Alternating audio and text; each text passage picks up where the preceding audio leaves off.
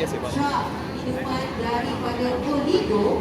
Anda mungkin boleh dapatkan juga sampel bagaimana dia rasa minuman Oligo ini. Apa yang menariknya, bukan saja dapat minum secara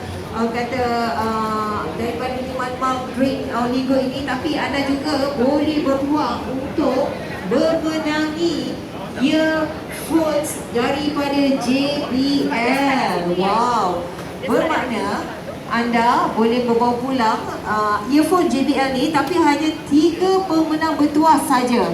Alright, okay. Macam mana nak tahu? Anda hanya perlu ambil gambar, snaplah foto cantik-cantik.